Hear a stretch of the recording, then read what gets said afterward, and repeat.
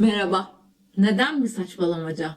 Saçmalamıyorsun aslında dediğiniz mesajlarınızı çoktan aldım. Özgürce üretebilmek için her şeyi de o kadar ciddiye almamak gerekiyor bence.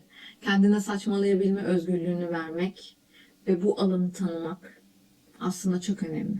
Yani saçmalamaktan korkmamak gerekiyor ve bu yüzden ismi saçmalamaca. Ama bu videoda Savaşçı şarkımın nasıl ortaya çıktığı konusunu ele alacağız. Savaşçı doğru bir dönemde yazılan bir şarkı. Karşıma bir video çıktı. Doğan Cüceloğlu'nun çok güzel kısa bir videosu Instagram'da. Seni diğerlerinden farksız yapmaya çalışan bir toplumda kendin olarak kalabilmek savaş ister. Bu bir başladı mı hiçbir zaman bitmez. Bu yolculuğa çıktığının farkında olan kişi işte savaşçı.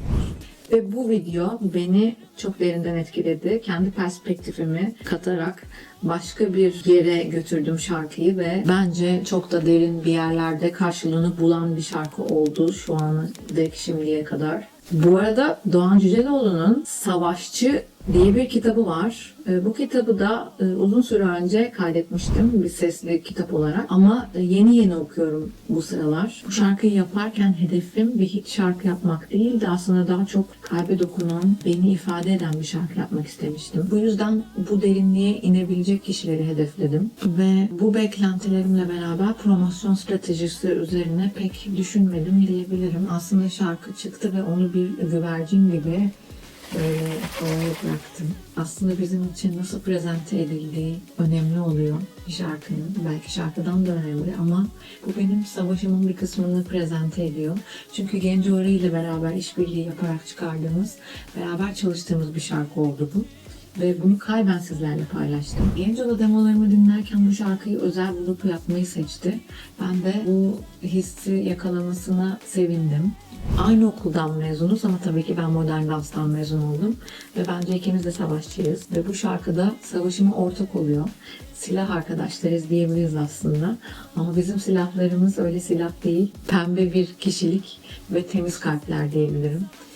Biliyorsunuz ki herkesin hayatında olduğu gibi benim de hayatımın zorlukları var ve bir kısmını siz de buzdağının görünebilir kısmını görebiliyorsunuz. Ben de farkında olmadan, elimde olmadan halının altına birçok şeyi atabiliyorum. Sizin de yaptığınız gibi aynı şekilde. O yüzden birbirimizin hayatlarını ancak kendimizden yola çıkarak algılayarak hissedebiliyoruz. Ve benim için en değerli olan şeylerden bir tanesi de niyet. Niyetinizin nasıl olduğu. Çünkü insanlar birbirini yanlış algılayabilirler, yanlış anlayabilirler. Birbirlerine hata yapabilirler istemeden ama art niyetli olmamaları önemli. Aslında kendi ikigayesini, yaşam amacını bulmak, savaşçının yaptığı bir şey. Yaşamını anlamlandırmak ve onu gerçekleştirmek, özünden vazgeçmeden, kendini olduğu gibi kabul ederek insanın kendisini tanımaya devam etmesi ve bunun aslında çok da bitmeyen bir şey olduğunu bilmesi. Unutmayın ki ben müziğe devam ediyorum ve sürekli şarkım çıkıyor ve her şarkım çıktığında hayatımın bir parçası olarak bazı sorular soruluyor. Özellikle de tatmin olunmayan cevaplar alındığı için. Ve bu program aslında hepsinden ibaret değildi. Ben de hepsinden ibaret değilim çünkü. O yüzden olabildiğince her şeyden bahsettik. Ama sadece tek bir konudan bahsetmişçesine algılanması beni de rahatsız eder, emin olun. Çünkü çok güzel başarılarım var ve bunları gölgede bırakmak ben asla istemem. Hiçe sayılmasını asla istemem. Çünkü tüm gerçekliğiyle orada duruyorlar. Bu şarkı çıktıktan sonra sizde güzel etkilerini gördüm. Ama promosyonla ilgili bir planım yoktu. Katarsis programı çok önceden çekildi. Katarsis'in yayınlanma tarihi bir gün önce falan belli oldu. Hatta belki de aynı gün belli olmuş olabilir. Tam net değilim o konuda. Ama benim şarkımın çıkış tarihi de çok önceden, haftalar önceden belliydi. Bunları aslında ben karar vermiyorum tam olarak. Katarsis'in yayın tarihini ben belirlemiyorum. Dolayısıyla tesadüf olunca da aslında bir sakıncalı bir şey olacağını düşünmedim açıkçası. Ve böyle olduğunun düşünülmesi beni biraz üzdü. Bunu itiraf etmeliyim. Çünkü böyle bir şey olmasını istemezdim, böyle algılanmasını. Sonuçta ben hayatım konuştuğum psikoloji odaklı bir programa gittim ve benim hayatım tabii ki hepsinden ibaret olmadığı için bütün bir program boyunca hepsiyi konuşmadım. Bütün hayatımı konuştum. Hayatımın bir parçası olduğu için her şeyi konuştum. Ve benim perspektifimden bazı şeyleri anlattım ilk defa. Böyle bir açık sözlülükle, böyle bir açık yüreklilikle. O yüzden sonuç olarak benim perspektifimi de görmüş olduğunuz, sahip olmuş olduğunuz buna. Tek başıma göğüs gerdiğim birçok şeyden dolayı kendimi takdir ediyorum. Zaten yaptığım güzel şeyler çok açık ortada. Böyle bir programa açık yüreklilikle, açık sözlülükle katılmış olmam bence benim perspektifimden de bazı şeyleri görmenizi sağladı. Eskiden bu hakkımı kullanmamıştım. Çünkü her ne kadar hakkımda yanlış haberler çıkmış olsa da arkadaşlarım hakkında negatif konuşmak istememiştim ve dava süreci olduğu için, hukuki bir süreç olduğu için çok fazla da magazin malzemesi olmak istememiştim. 23 yaşındayken gerçekten kendimi ifade etmek konusunda, kendimi savunmak konusunda çok da becerikli hissetmediğim, psikolojik anlamda çok yıpranmış olduğum bir dönemdi.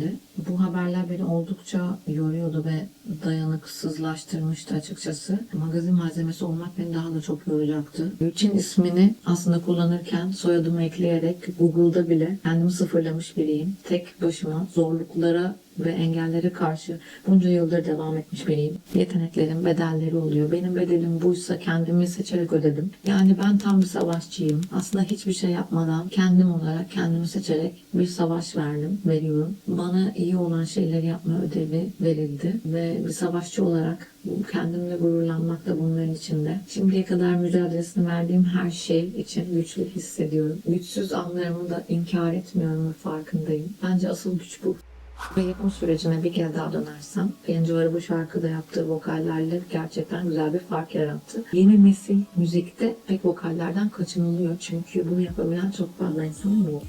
Bunun bir moda olması da çok üzücü. Çünkü ben çok sesli müzik çok seviyorum. Aslında grupta bulunmuş olmamın nedeni de çok sesli müzik seviyor olmam ve bunu gerçekleştirmek istemem. İyi vokallerle çalışıyorum. İyi bir back vokalistim var. Kendi back vokallerimi de çok keyifle yapıyorum. Hala tek şarkılarımda, bol vokalli şarkılarımı dinliyorsunuz. Ve gene böyle çalışmak, bunun dışında da çok keyifliydi. Anlaşıldığımı onun tarafından hissetmek de ayrı bir özel. Huzurla istediğim müziği yapabilmek, özgürlüğünü bana tanıması çok güzel. Birbirimizin yapabildiklerini saygıyla takdir etmemiz çok güzel. Ve şunu söylemek istiyorum ki hiç şarkı yapmak için kendimi yutmuyorum.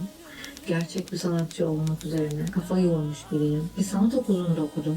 Konservatuvarda okudum ve yaratıcı bir şekilde sanat üzerine yüksek sanat okumuş biriyim. O yüzden pop müzik endüstrisinde müzik yapıyor olsam da başka bir yol çizmiş olsam da aslında sanatçı kişilikli bir iş yapıyorum pop müzik endüstrisinde. Bu da beni zorlayan bir nokta oluyor. Zoru seviyorum. Kişiliğimi koymayı seviyorum. Ben bir şeyler üretiyorum ve onu paylaştığım zaman, o kişiliği orada sizinle paylaştığım zaman ve o sizde bir şeyler ifade ettiğinde aslında dönüşüyor ve birlikte bir şeyler paylaşıyoruz. Büyüyoruz ve bu şekilde de teşekkür ederek bu konuşmaya burada son vermek istiyorum. Ve eğer bu videoyu izlediyseniz şimdiye kadar ve hala izliyorsanız içinizdeki savaşçıya en başta ben inanıyorum. Ve siz de o savaşçıya inanmalısınız. Ve kendinizle bu yüzden gurur duyun. Verdiğiniz her savaş için. Çünkü verdiğiniz her savaş kazanmanız için yeterli. Eğer bu videoda keyif aldıysanız ve diğer videolarımda da benimle olmak istiyorsanız ailemize katılmaktan çekinmeyin ve haberdar olmak için videolarımdan zil butonuna basmayı unutmayın. Teşekkür ederim. Ve bol bol savaşçı dinliyoruz. Çünkü biz birer savaşçıyız. Şeye rağmen savaşmış bir savaşçısın, kazanmış bir savaşçısın. Tüm iyi niyetinle her şeye rağmen savaşmış bir savaşçısın, kazanmış bir savaşçısın. İşte bu yüzden kendinle gurur duymalısın. Bir savaşçısın, kazanmış bir savaşçısın, savaşmış bir savaşçısın, kazanmış bir savaşçısın.